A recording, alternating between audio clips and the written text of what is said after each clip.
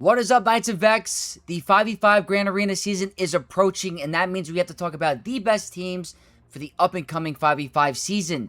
Really interesting stuff that's going to happen. We have a brand new team, a couple new teams, and a brand new Datacron set with the introduction to brand new focused Datacrons. It is going to be a very interesting meta for sure, and we have to talk all about it today, going over 3 different categories that I always like to do. So if you guys are new here, I like to break down these teams into 3 separate categories. One being the best defensive teams, offensive teams, and a category called Flex, which is a kind of zone where you can place these teams on offense and defense throughout the season. Depending on your strategy, they are viable on both. So, again, this is going to be a very tough season. Defense is back as a stat. New focused Datacrons with really powerful teams. So we're going to get right into it shortly. But a couple things that we got to bring up before we get there. Number 1, if you guys enjoyed this content and you want to see me grow further, don't forget to drop a like on the video and hit that subscribe button, guys. That is the best way to support me as a creator. We're trying to hit a goal of at least 15 to 20k subs by the end of the year. I would really appreciate that support. And I always like to do this on these types of videos. I like to ask you guys a question to get you guys popping and get the community's input on all different types of things. So the first question I asked a while ago was, what's everyone's favorite type of coffee? The last one was, what's everyone's favorite video game? Now, I want to keep it more into the Swoga realm. I want to know, which expanded universe character is the most deserving of Galactic Legend status? Whether it's someone like Revan, being Revan Reborn, Vitiate, Plagueis. He's not really expanded universe, but he's, you guys know what I'm talking about. Which expanded universe character would you like to see be a Galactic Legend in Galaxy of Heroes? Let me know in the comment section down below. Super curious about what you guys think about that. So, with that said, we're going to get right into the list, talking about the best defensive teams first. So, heading into game, we're going to have to talk about the brand new team that just got released recently after Coliseum ended with the era of the New Republic, Rada the Hutt. And I'm going to list 2 different options here. Now, I want you guys to hear me out a little bit, okay? This is going to solely depend on your roster size and where you are in the game. If you are in Kyber 1 and you have everything in your roster, everything's unlocked, in my opinion, Jabba's viability has gone down so much in 5v5. There are so many counters that sometimes he's not even used. And if he's on defense, it's an easy win in some situations. So, what I am thinking, I'm just theorizing and kind of just want to get your guys' input as well. We might split the Jabba team and combine a Super Rada team with the focused Datacron to make it very powerful. Now, I've been doing some testing, and I am a real big fan of Chrysanthemum in the team. With the counterattack, constantly applying shock and evasion down to the enemy team, because Chrysanthemum on a basic is applying those debuffs. With all that extra potency and being able to counter attack, it is very nice to have on the team. Mob Enforcer's focused Datacron level is great for the buff immunity and the assisting. Cad Bane is annoying with the Foresight. I think it's pretty overpowered. That not being able to hit him over and over because of that protection recovery is kind of annoying. Greedo has an argument here because he can get into machine gun Greedo mode, but it takes a little bit to ramp up. He can die quickly. Gamorrean Guard, I know it's a tank. It can be pretty decent, but I think Cad Bane's a little better here. And then, obviously, Bausch Leia, because of the deadly bluff. I know what you guys are thinking. It's going to break synergy in Rada's kit because of full dark side Hutt Cartel, but it's only breaking a little bit of the Omicron. It doesn't break everything.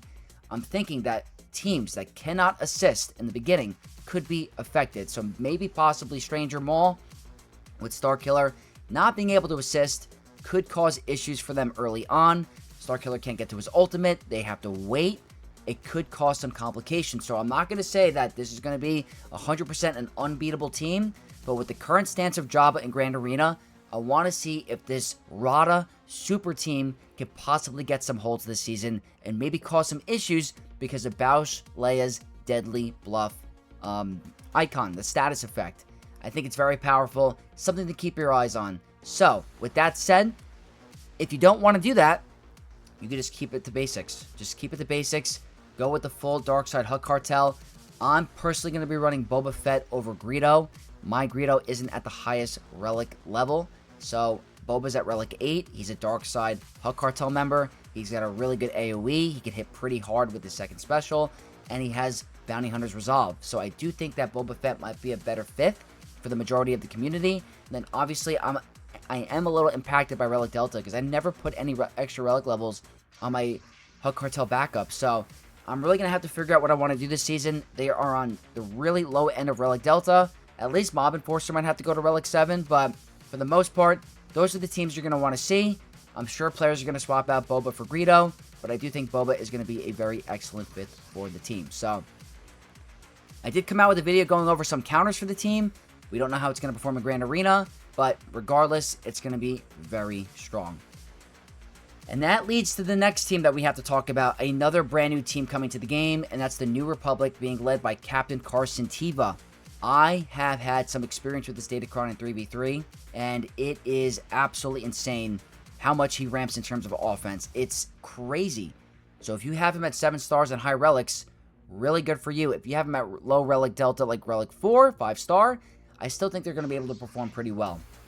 They have a big, annoying, tank with Zeb. Really good damage from R5 if he gets to that big ability. And then obviously there's a bunch of Omicrons being applied here. With the Focus Datacron in play, it makes things tricky because Captain Carson Teva can't be defeated unless when there's other active allies. So you got to get through a pretty durable team. Very powerful stats. I think that there's no data on this team right now that you're going to want to place them on defense in the beginning. They're going to be super annoying. Now, we're going to get into some of the interesting stuff where we're not talking about the newer characters. We're talking about existing characters with some of the newer Datacrons. Now, hear me out on this. I know what you guys are going to say. Stranger on defense, but you're changing up the strategy. Now, I know that Satele is a massive counter to Stranger right now. It practically eliminates him off of defense. But there are certain ways to cause complications for them. That number one reason being General Skywalker. General Skywalker has a way of increasing cooldowns on the team with his critical hits on an AoE. He can apply Armor Shred. If you jack up Satele and the team's cooldowns, they can't get to their special abilities, you could be in some trouble. So that really helps. And then if you include Scavenger Ray as a light side Ufu with her level 9 Datacron, you have to figure out who you have to focus throughout the battle because they're all 4 very scary, dangerous targets. So let's say you're running Satele, right? You're going all out on Starkiller. You still have to deal with Stranger, Maul Hate-Fueled, Scavenger Ray with her level 9, and General Skywalker. You're at a point where if you just take out Starkiller, you might not be enough. You still have to deal with other crazy damage dealers. So unless your Satele is able to blow up the entire enemy team with an AoE, you have to keep in mind the dangers of the other members. So don't just think that Satele is going to be able to walk through Stranger that easily this season. There's going to be complications. So you will be seeing Stranger on offense for some part of the season, but I do want to showcase this specific team on defense for the first half because a lot of players, like I said, are going to use Satele. We want to cause complications for those Satele members. So Scav Ray with her level 9, General Skywalker as the 5th for the Jedi, high defense or actually a high health cron because the defense will not stop Satele. So keep an eye on this team if you have the Scav Ray level 9. Next up, we're moving on to a team that is pre-existing with the Django Datacron. It's absolutely nuts. It's so strong. It was a nightmare last season. It's going to be a nightmare this season. I think a lot of players use it on offense as well to try to counter Scavenger or try to counter Stranger with Luminarchron. Now that Luminarchron is away, this team can go back on defense and cause major headaches for your opponent. They start with 100% turn meter. You have the insta-kill from Mando. You're going to see a lot of players with now a Relic 10 Mando because of being a requirement for GL Mando. So the Relic Delta might be tougher to get rid of him because he's now at Relic 10. So it's going to be even more insane. And Grief Karga is a really good bounty hunter ally with all his assisting, his buffs, his Uno reverse card. Really strong team. Cannot be taken lightly. Not that many counters for it. So be prepared. Now, this team might be the one that scares me the most. Or definitely top 3. Gungans. Gungans with the defense to offense cron are going to be a nightmare this season. And me personally, I will be bouncing back and forth between defense and offense. But I do think I'm putting it on the defensive list solely for now. Because this will stonewall opponents. I promise you. if you change the modding of your Tarpals and your Bombardier with full defense, they're going to one-shot entire teams. Treya, not going to work. Leia's probably not going to work. There are so many Galactic Legends that are going to fail. So trying to figure out the right counter for this team is not going to be easy. I might try General Kenobi, honestly, because they're that powerful. But it all depends on how they're modded. If you have an opponent that didn't do the remod of these characters, those teams I mentioned might be manageable. If they did remod, if Tarpals and Bombardier get to a special ability, you're more than likely going to sleep. Like, your Grand Arena is going to be done. So, again, they're going to be used very strong offensively for certain situations, but for the first couple rounds, set them on defense. They're going to be stronger than Galactic Legends. I promise you. I've seen it in action. It's not a fun time. And that leaves Lord Vader. And Lord Vader, I get it. He has some counters this season, but hear me out. He's a very good bait card, because if you can maybe try to bait your opponent for using Satele in the front, or using Satele on Lord Vader, it can cause issues for other teams. It's like, yeah, he has a lot of counters, but it's not the point. Every team has a counter. You have to try to bait your opponent. So Lord Vader is still going to be a strong defensive team this season, especially with the max health damage level 6. It cannot be taken lightly. And even if you aren't going to use that, I want you guys to keep in mind, this is a great team to utilize the Snowtrooper Commander Focus Datacron. I've been playing around with that on my free-to-play account. The entire team, including Lord Vader, hits like an absolute diesel truck. Insane stat boost, crazy crit damage and offense. He doesn't even have to ramp that hard.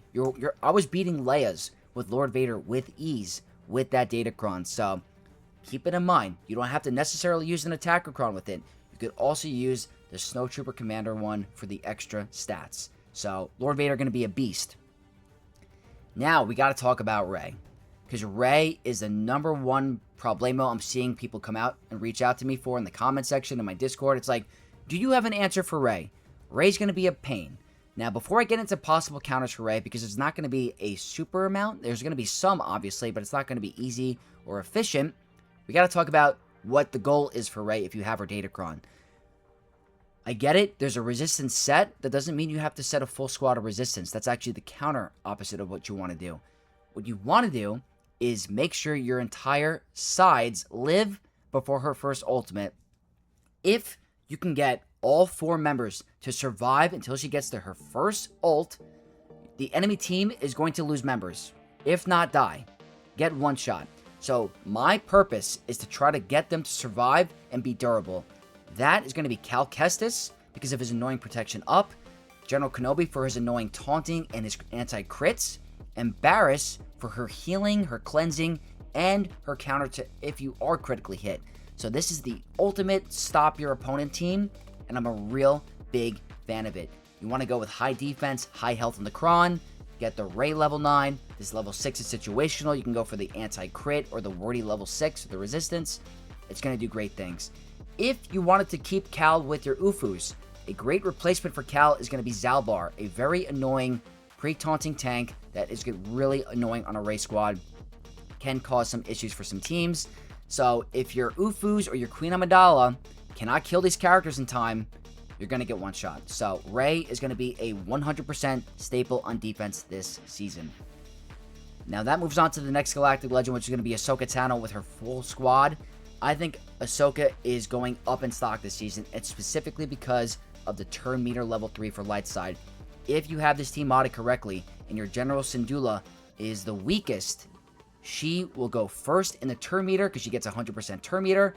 She's going to land Fracture. That's going to shut down Great Mothers, and that's going to cause major complications for Leia. So I really highly suggest that if you guys are rocking Ahsoka and you have her in your roster, put a turn meter light side level 3. Make your General Syndulla the weakest ally. It will cause complications for your opponent. It's almost like you're going to have to use Supreme Leader Kylo on Ahsoka this season to counteract that turn meter, because Leia and Great Mothers are going to be simply too risky for the season. So Ahsoka going to be a big problemo as well. Now, not necessarily saying over here that Satele is going to be permanently on defense this season, but if you look at the win rates on this team, specifically, this caused issues for a lot of players. You swap out Juhani for Zalbar, and it kind of gave Great Mother some hard times. So what you would want to do here is set this exact composition with the Basti level 9. The holds are pretty good. The only thing you have to try to do is to bait your opponent's Sith Eternal Bane. If you can do that, your opponent's going to have a hard time. If they use Sith Eternal or Bane, it's going to walk over Satil. But the whole thing is to try to get your opponent to use it elsewhere. So if you can do that, and you sneak this team on a back wall, possibly every round or two, that's pretty fun. So that's the specific defensive Satil Shan that I'm a fan of. Now, next up, we got to talk about Inquisitors. Now, in the previous 5v5 season, we did have a Inquisitor Datacron that was very powerful. I still think they're going to be very strong. We do have a attacker level 6 with a healer level 3. So, double healer, one attacker with Grand Inquisitor. He can hit pretty hard. You can go with either a defense to offense cron, 100% more damage cron, because he gets 100% like a bonus turn in the beginning of battle. So he can hit pretty hard on that opening play. He's going to be at full health of protection. Many different options you can do. I think that's going to be very strong on defense. If you can get to the right things, be cautious of Phoenix. Inquisitor Barris, really good on this team. So I do like it on defense as well. Now, this one is going to be an interesting one because we don't know how it's going to perform, but there is a Datacron that sounds pretty powerful. It's going to be BB-8 with a full squad of droids. So those are the droids I'm recommending. Unfortunately, I am getting impacted by Relic Delta. I don't have the signal data right now to get these characters up to a point where I'm comfortable. But if you do have them up and running, or you're in a certain division where you're not facing full Relic 9 accounts, this can be pretty powerful. Take a look at the BB-8 level 9. It has really good ramping critical damage. They're all going to get the resistance tag, so they're going to get the bonuses of the level 6. I think it's pretty powerful, and there's going to be quite a bit of Illuminating Destinies if they drop below a certain health threshold. You got your pre-taunter with L3, you got your extra droid damage boost with the T3M4, 3PO for that damage and blind, and Sortie, not with her Datacron, but she can do pretty good stuff with this team as well. So this is going to be a sleeper team. I hope it can perform. Now, next up I want to talk about is going to be Great Mothers. They are more a flex squad, but this is going to be the specific defensive squad that I like with them because it causes major issues for Malgus and other teams. Not that it's unbeatable, it's more of an annoying, I want to try to time you out kind of team. So you got Great Mothers with Morgan. You have the Asajj level 9, where she's going to be gaining 100% turn meter whenever an enemy takes a turn. Death Trooper has extra max health for all Night Sister allies, and Night Sister Zombie for the constant, endless loop of taunting and reviving. It will stop Malgus. A lot of players, when they see Great Mothers on defense, go immediately to Malgus. This will shut him down. So it's going to cause your opponent to have to think of something else, maybe a little bit more expensive or more risky. So that's the specific defensive Great Mother team that I am recommending for Grand Arena. And the last thing I'm going to recommend for defense, because I honestly have no use for him on offense right now, and I don't know how he's going to do. So I'd rather just set a Cassian team that makes my opponents try to overshoot a little bit. So Cassian with the full squad of new Rebel fighters will be on defense for me this season. I have no plans for them on offense. I don't think we're going to see a lot of Jabbas. I don't think he's going to beat Lord Vader. I think that he's in a very weird spot right now. So I will throw him on defense. He's not as powerful as the previous season. We're going to have to see how he performs. So that is going to wrap up the best defensive list. I like to talk in detail and give you guys as much insight as possible. So it does take a little bit of time. But now we're going to move on to the best offensive list. Moving on to the best offensive list, we have to start with Ugnaught, with Hondo, and Ezra Bridger. Now, I know this team is more catered for 3v3, but I was able to do some pretty impressive stuff in Squad Arena against 5v5 Galactic Legends. Not saying it's a 100% win rate, but there is a possibility, and they might be able to punch up even against some of those other squads. So, definitely not viable on defense, but they can for sure see some 3v5 viability in 5v5, especially in certain divisions. So I want to include them on the list. Again, more catered for 3v3, but they can work in 5v5. They're definitely on offense. That leads to the next squad. Now, this is going to be your traditional Satil team, mostly for offense because she is such a powerhouse, especially with the Basta level 9, the extra turn meter. They have protection stats as a part of their Datacron set.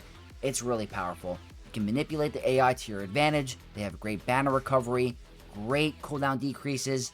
They could take out Lord Vader, they could take out Jabba, they could take out Stranger Maul. They're just simply so powerful. I only wanted to include the other squad on the defensive list to try to change up your strategy, but they're mostly a offensive team.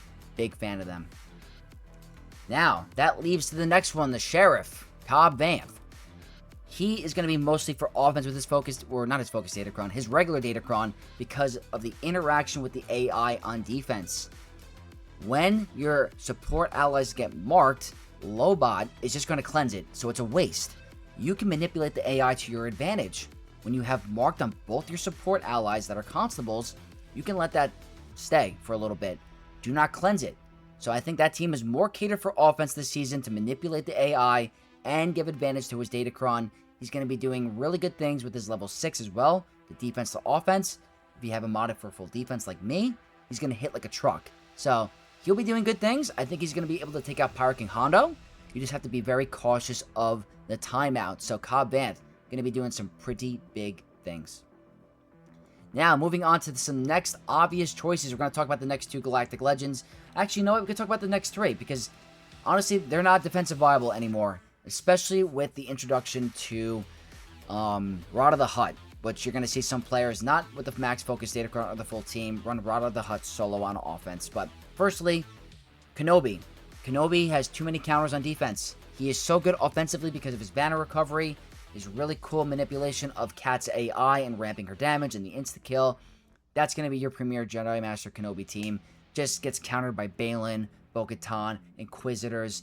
Just not worth it. It's not worth it right now. So Kenobi, permanently on offense until he gets some sort of new era faction or another lifter unit. But he's still very good. Just meant for offense. Leia, going to be very useful with the Admiral Raddus and Jin Cheese. Normally, I would set her on defense with Stormtrooper Luke and Han, but I don't think that's going to be a thing anymore, because I really honestly believe Leia is dead on defense with the introduction to Rada. I have seen 5-star 4 Relic 4 Radas annihilate full Relic 9 Leias. So, I don't think that those variations are going to make it much better. I think Leia is now a permanent offensive Galactic Legend with the introduction to Rada the Hutt. She can take out a bunch of different squads. She's probably going to be needed for some of the powerful focused Datacrons, like maybe New Republic. Might be able to use her there. Maybe Ahsoka's without the Terminatorcron. So Leia, obviously very good on offense. And the same thing, until we get Jedi training Leia, Luke is in the same boat as Kenobi with 2 weak on defense, but very good at manipulating the AI on offense with the coin ability and getting protection recovery with Yoda. So Grandmaster Yoda is going to be the filler unit until we get Jedi training Leia. He's good at taking out Bad Batch. He's good at taking out some other powerful squads. Like Balin. So those are like his primary uses that I've been using him for. So they will be way more improved once we get Leia in the game. Now, next up, new Bad Batch. They're going to be mostly on offense this season as well. The map is too small to place them on defense. I truly believe that. On offense, they're going to be punching up a lot. We have the Batcher level 9 still intact, which means Batcher can't get stunned or dazed. The enemy team can't gain bonus turn meter. I'm going to try this against Rada the Hutt offensively. I think there's a great chance of me pulling it off. I know there's going to be some other counters I could try as well. But the goal for me, preemptively before the season begins, is to try to get Bad Batch to work against Rada the Hutt. With the combination of Omega and Crosshair's Omicrons, they can do some pretty powerful things. So I really am expecting Bad Batch to do really big things this season, and I hope they can beat Rada. We're going to have to see. Now, next up, combination pair. Always got to talk about these two. Bane, very good with Dooku. Can take out Lord Vader's. Can take out Queen Amidala. What can Bane not take out? Really good. Me personally, I think we're in a position in the game where the map is small to the point where you can always combine Sith Eternal Bane together now, because you want the banners. When Bane is usually paired up with another ally, you're losing banners, so it's probably going to be a 65. When you combine them together, you're going to get a 68. That can make the difference in most Grand Arena runs, so might as well combine the two. But if you're in a situation where you don't have as much of a roster depth, you got to split them up, that's perfectly fine. So, personally, I like them together, but they're great offensive tools. That leaves the next Sith, Malgus with the Sith Empire. With the introduction to Maz Kanata, it's just simply not a thing anymore. You cannot set Sith on defense. Kind of concerned about Darth Jar Jar, to be honest, with Maz Kanata. Maybe they release a Datacron where he makes him immune to pirates or something like that. But Malgus, so good at taking out. I always like to consider like his power spike is taking out all the A tier teams, not the S tier Galactic Legends, but he's the king of the A tier offensively. So he's really good, practically permanently used against Jedi Master Mace Windu. But he can do other things. He can take out Reva. He can take out Great Mothers with the depending squad. So I have to include him always on the offensive list. Now, I always like to include this every single time because if you are a mid-game player or an early game player and you run into Inquisitors on defense, that's going to be your go-to Inquisitor counter that includes max banners because Geonosian Brood Alpha has a decoy where Grand Inquisitor is going to waste that bonus turn and do the big hit there. That's going to be your premier Reva killing team, but just be careful with the RNG of not landing Tenacity down in days from Captain Rex on the Seventh Sister, but I always include it on the list. Relic Delta didn't seem to impact this team too hard. Next up, Aphra. I will be using Aphra on offense in certain situations. I'm not going to say I'm going to use her every single round, but she does have a use. IG90 definitely brought up her viability a lot. She's another Jabba counter. I do think that if you're on a pickle, she could definitely take out Jabba with ease. So B2, also really good for that buff immunity. Defensively, I still think she has some hard counters. The map is just simply too small. I'm going to keep saying that throughout this video because there's so many fun squads we want to use, but there's only a certain amount of spaces on the field. So, but regardless, she's going to be good offensively. Same concept with Traya as Sith Empire. Maz Kanata kind of eliminates them on defense. I don't think they're going to be used to take out Gungans at all. I think they're going to be used for taking out Jedi Master Mace if he's on defense. Yeah, it's just kind of insane what Maz Kanata has done to this faction, but I think they're more catered for offense this season, but not for Gungans personally. Now, always like to include this offensively. This is going to be the Ufus. I use this specifically to take out Pirate King Hondo. Now, his viability is shot, kind of. I mean, not going to say shot, but it's not the best it's ever been. We've had previous Datacron sets where he's been a beast. But I think that Ufus are going to be a very good offensive tool against that Galactic Legend. You could also use them against Reva. You can use them possibly against Django. Be careful of Mando's insta-kill. They're very good offensively. On defense, they're taken out quite easily by Malgus. So I don't want to say that that's going to be easy. Also, forgot to include this. I probably should have added this as well. If you felt like using Visas with your Stranger, right? You could swap and use your Cal with Rey. You could probably slot in Scavenger Rey in place for Cal. Or maybe even Maul or even Crew. You have different options that you can utilize with the Scavenger Rey Cron. But that's going to be your premier Pirate King Hondo counter. It's very flexible. If you want to swap out Cal with Scav Rey, you can, like I mentioned. So I do want to include that. Now, this faction's in a weird spot. I'm not going to recommend them for defense because they're actually taken out quite easily by Phoenix. And if you're taken out by Phoenix that easily in Kyber 1, like Reva's different. It's not always a guarantee. This team, it didn't seem that challenging. I think ISB are in a very weird state. They were pretty decent with their Focus Datacron in 3v3, but in 5v5, they were taken out by Phoenix with their Focus Datacron. So this faction's a little weird. I'm hoping they improve. Maybe there's something I'm not really aware about with them. To be honest, I haven't given them enough love or dedication to even try. But from what I've seen and what I've been told, they're not doing anything super special. So that's going to conclude the best offensive list. We're now going to wrap this party up with the flex list. Alright, we are going to wrap this up with the flex list, and we're going to kind of go a little bit fast, because I know this video is going to be quite long, but I do like to explain things. So, the first one on the flex list is going to be Pirate King Hondo Onaka. The reason he's on the flex is because his defensive viability is just, like, very weird. He's not going to be the team that's going to get you a lot of holds, but he will probably require decent teams. So, if you're going to use him on defense, try to bait out some strong squads so that other teams are amplified even more. So, I am going to include OG Hondo, because for whatever reason you don't use the Ugnaught Datacron in 3v3. I think that OG Hondo is going to be a better fifth here than SM33. Just kind of annoying with the captive. You can run a Attacker Cron, which gives Brutus massive amounts of damage. You could swap out OG Hondo for SM33. That's really going to impact your Maz Kanata team. So that spot's flexible. Hondo could be swapped out with SM33. I personally will be probably rocking OG Hondo because he's a very annoying fifth with his Omicron. That leaves Supreme Leader Kylo Ren, who has a faction-dedicated Datacron, including with Darkseid Rey and Crew. Now, this is going to be another flexible spot.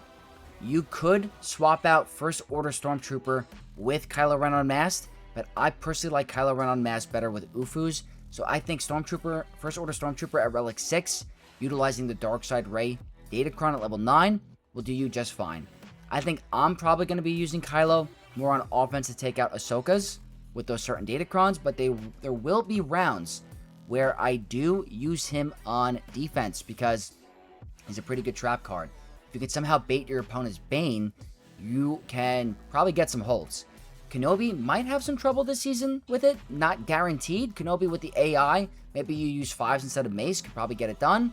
But regardless, they have a very powerful Datacron. Hopefully they can punch up a little bit more than they were.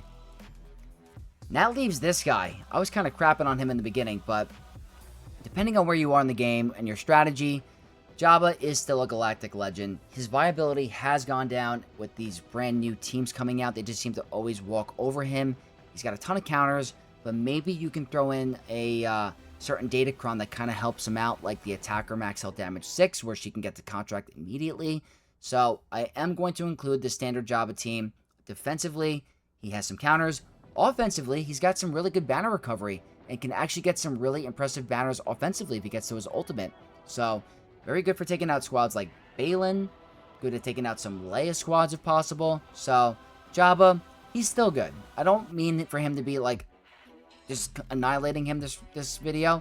He's just, I'm trying to make Rada a powerhouse team. That's all. That's all.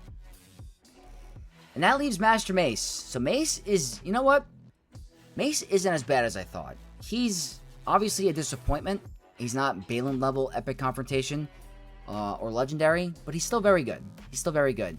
I think what you're going to want to rock with him is a defense to offense level 6 for the attacker. He can hit pretty hard. He really can. Defensively, you're probably going to get Treyad or Malgus. On offense, you can maybe take out Cassian again. Other powerful squads. So I am a fan of Mace. He's growing on me. Got to utilize him. Now, Maz Kanata is flex because if you have a very fast Maz, that can cause some issues, but mostly used for taking out Sith. So if you see any of those other powerful squads, for some reason your opponent set Sith Eternal on defense to create some cheeky team, then Maz Kanata is going to walk right over it. But she's just the king of taking out Sith, and if you have the right Datacron and modding, she can take out Lord Vader. So be prepared for pirates. They're very strong.